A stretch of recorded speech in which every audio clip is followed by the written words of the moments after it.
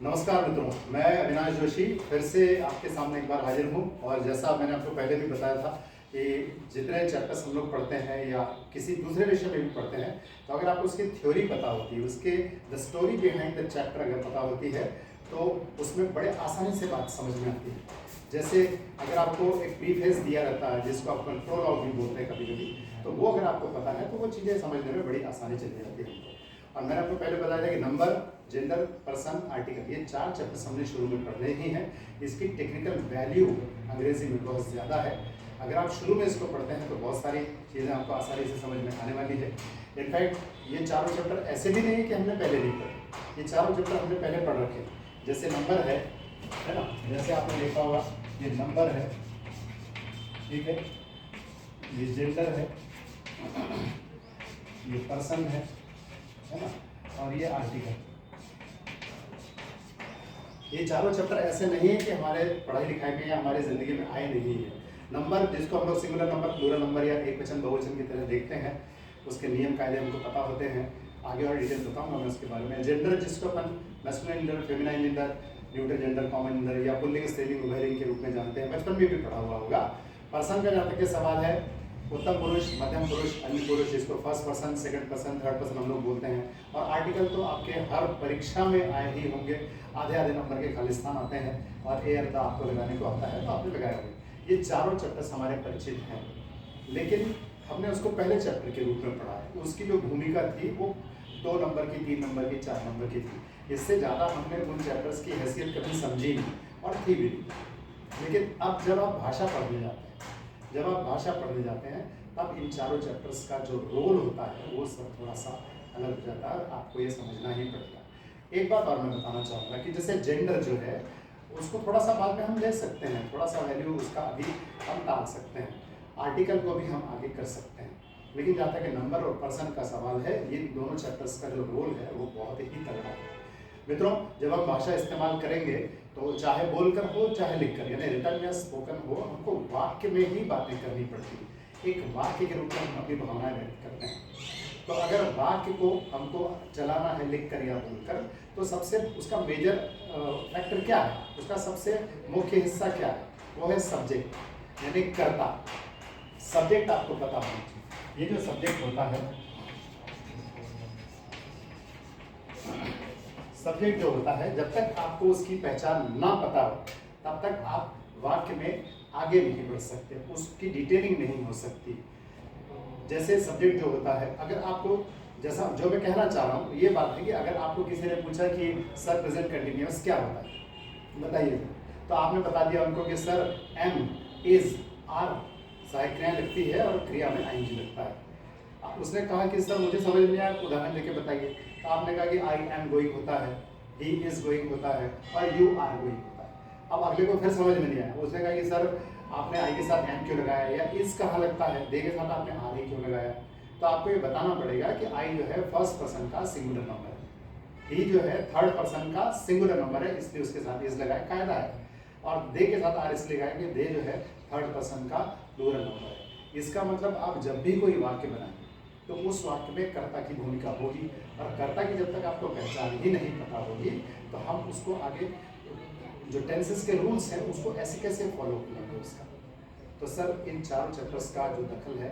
अच्छा, जेंडर का भी जो सवाल है, मैंने नंबर और पर्सन तो बताया आपको, जेंडर की भूमिका थोड़ी सी बाद में आ सकती है, लेकिन उसको अभी ही पढ़ लेना क्यों जरूरी है, क्योंकि अगर आपको ये नहीं पता, जेंडर जो होता है हिंदी और अंग्रेजी का जो जेंडर है लगभग समान है, लेकिन उसमें जो एक टेक्निकल फर्क है, उस फर्क की वजह से आपको जेंडर भी समझ लेना जरूरी है, वरना आप हिंदी के तरीके से जेंडर को नहीं चला सकते मित्रों, और अंग्रेजी का जेंडर हिंदी के तरीके से नहीं चल सकता, इसलिए लगे हाथ वो भी पढ़ लेते हैं। और आर्टिकल जो है, अब आप 2, 3, 4 वाक्य ऐसे जो हैं या सेंटेंसेस ऐसे आप नहीं देख सकते जहाँ कम से कम एक आर्टिकल ना है। तो आर्टिकल जो है नाउन के साथ चिपका हुआ होता है, उसकी भूमिका है मित्रों, इसलिए हम लोग चैप्टर भी देखते हैं। तो मैं आपको ये बता रहा था कि इन चारों चैप्टर्स की जो थ्योरी है इसके पीछे की, इसको पहले क्यों पढ़ते हैं, तो इसके मूल रूप से 2 कारण हैं। जहाँ तक कि आपको समझाने का सवाल है उसमें मैं आपको एक बात और जोड़ूंगा कि ये चारों चैप्टर्स हम लोग जब ऑफलाइन क्लासेस करते हैं तो ये चारों चैप्टर्स को पहले हम लोग लिखते हैं, बारी बारी से लिखते हैं। तो लिखने में उसकी डेफिनेशन आपको समझाते हैं, उसके बाद उसके एग्जाम्पल्स आते हैं, जब एग्जाम्पल्स आते हैं तो उसमें बहुत सारी छोटी छोटी टेक्निकल चीज़ आती है, कोई बच्चा कुछ पूछता है, कोई स्टूडेंट कुछ पूछता है, हम लोग भी अपनी तरफ से एक्स्ट्रा कुछ चीज़ें बताते हैं, तो वो लिखते पहले हैं, उसके बाद समझने की बात आती है। लेकिन जो मैं आपको बता रहा हूँ वो ये है कि इन चारों चैप्टर्स को पहले क्यों पढ़ना चाहिए, उसका जो सबसे बड़ा सीक्रेट है वो क्या है। तो मित्रों इसके 2 सीक्रेट हैं। ये जो चारों चैप्टर्स हैं अगर आपको पहले समझने हैं और क्लियरली उसकी वैल्यू लैंग्वेज में देखनी है तो उसके लिए जरूरी है कि आप जान लें कि इनको पहले क्यों पढ़ा जाता है। इन चारों चैप्टर्स को पहले पढ़ने के 2 प्रमुख कारण हैं, 2 बड़े कारण हैं जिनकी वजह से मैंने अब तक के इनको इतने 33 सालों में बार बार इसी से शुरुआत करी है। पहला कारण ये है कि चारों एक ही चीज़ से जुड़ते हैं।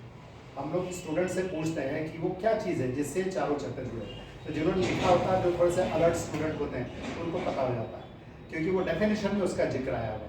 ये चारों के चारों चैप्टर एक ही चीज़ से जुड़ते हैं और वो है नाउन। नाउन मतलब संज्ञा। 4 चैप्टर जो होते हैं जिसमें नंबर का जो डेफिनेशन होता है उसमें इसका जिक्र आया हुआ है कि संज्ञाओं को संख्या में प्रकट करना। जेंडर में उसका जिक्र आया हुआ है संज्ञा का कि संज्ञाओं को पहचानना जेंडर कहलाता है। आर्टिकल में लिखा हुआ है कि संज्ञाओं की प्रकृति बताने वाला शब्द आर्टिकल होता है। तो 3 चैप्टर्स की तो परिभाषा में सीधा ही सीधा संज्ञा का जिक्र आया हुआ है। और पर्सन जो है, पर्सन में थोड़ा सा घुमा कर आया। पर्सन की परिभाषा में हम लोग ये लिखते हैं कि वाक्य में कर्ता यानी सब्जेक्ट तथा उद्देश्य यानी ऑब्जेक्ट आदि प्रकट करने वाले शब्द पर्सन कहलाते हैं। तो थोड़ा सा घुमा कर आया हुआ। जैसे आपने बोला कि आई गो टू मार्केट, तो आई की इसमें जो भूमिका है वो सब्जेक्ट की यानी व्यक्ति की है, मार्केट की भूमिका स्थान की है। तो व्यक्ति वस्तु या स्थान संज्ञा होता है, तो इसमें व्यक्ति भी आ गया, स्थान भी आ गया। इसका मतलब ये हुआ कि पर्सन की परिभाषा में भी संज्ञा का जिक्र आया हुआ है इनडायरेक्टली। तो ये चारों के चारों चैप्टर्स पहले पढ़ने का जो बड़ा कारण है, पहला कारण है, वो ये है कि ये चारों के चारों चैप्टर एक ही चीज़ से जुड़े हैं और वो है संज्ञा यानी नाउन।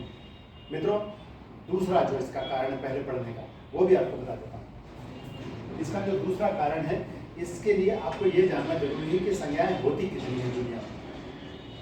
सारे स्टूडेंट्स अलग अलग तरीके से जवाब देते हैं और आपको जानकर बड़ा आश्चर्य होगा कि हम लोगों में से कई लोगों को पता नहीं होता कि दुनिया में संज्ञाएं कितनी हैं। सर जो हम देख सकते हैं या नहीं देख सकते हैं, जो छू सकते हैं या नहीं छू सकते हैं, जिसको महसूस कर सकते हैं या नहीं कर सकते हैं, इसका मतलब सुई की नोक से लेकर ब्रह्मांड तक के, सजीव से लेकर निर्जीव तक के, इंसान से लेकर भगवान तक के सब कुछ संज्ञा। संज्ञाएं असंख्य है, अगणित है, अनकाउंटेबल नाउन्स है। अब सर ये दूसरी जो वजह है इसको 4 चैप्टर को पहले पढ़ने की, इसमें इस बात का जिक्र कैसे आता है कि संज्ञाएं असंख्य। ऐसा आता है कि संज्ञा अगर सीमित होती तो बातचीत करने में, लिखने में, पढ़ने में, व्यवहार में जब हम भाषा का इस्तेमाल करते तो छोटी मोटी गलतियां हमसे हो जाती हैं। तो अगर संज्ञाएं सीमित होती तो गलतियां भी सीमित होती, लेकिन संज्ञाएं तो असंख्य है सर, इसका मतलब हमसे गलतियां भी असंख्य हो सकती है। और अगर हमसे बोलने चालने में, पढ़ने लिखने में अगर गलतियां ही होती रही संज्ञाओं से जुड़ी हुई तो फिर हम पढ़े लिखे किस काम के। तो ये नहीं होना चाहिए। टेक्निकल मिस्टेक सर आप बोलने बताने में तो आप मुकर जाएंगे सर मैंने ऐसा कहा ही नहीं था, लेकिन लिखने में तो सबूत दिखेगा और जो लिखा हुआ है उसके आधार पर आपको नंबर मिलेंगे। तो ये गलतियां नहीं होना चाहिए। और इसीलिए इन चारों चैप्टर्स को पहले पढ़ने का जो दूसरा बड़ा कारण है वो ये है कि ये चारों चैप्टर मिलकर संज्ञाओं की पहचान बता देते हैं। असंख्य लाखों करोड़ों अरबों संज्ञाओं की पहचान बता देते हैं। ये चारों चैप्टर्स सारी संज्ञाओं को आपके सामने इतने टेक्निकली करेक्ट फॉर्म में रखते हैं कि आपको आराम से पता लग जाता है कि आखिरकार इन संज्ञाओं के साथ हम जो व्यवहार करेंगे उसमें कोई तकनीकी गलती तो नहीं होगी हमसे। तो इन चारों चैप्टर्स को पहले पढ़ने का जो दूसरा कारण है वो ये है कि ये चारों मिलकर उन नाउन्स की आइडेंटिटी बता देते हैं, मतलब उन नाउन्स की पहचान बता देते हैं। तो नाउन्स की अगर आपको पहचान पता है तो नाउन से पीछा छुड़ा नहीं सकते आप, है ना। नाउन से पीछा छुड़ाना संभव ही नहीं। हम जितने काम करेंगे, जो भी बोलेंगे, लिखेंगे, पढ़ेंगे तो चारों तरफ नाउन्स बिखरे पड़ेंगे। और शैक्षणिक रूप से देखा जाए, टेक्निकली देखा जाए तो नाउन की एक गलती आपका 1 नंबर घटा देगी परीक्षा में। एक गलती आपसे हुई तो आपका नंबर वहाँ कटना ही। बोलने चालने में अगर गलती हुई तो जिसको पता होता है वो आपकी हंसी उड़ा सकता है। तो why we are presenting the language in a way where we can be insulted, see where our number can be decreased, so we should not use the language in such a way. That's why these 2 reasons are the big reasons where you can find out all the nouns very correctly, and if the nouns are correct then you are not going to make mistakes in further use of language.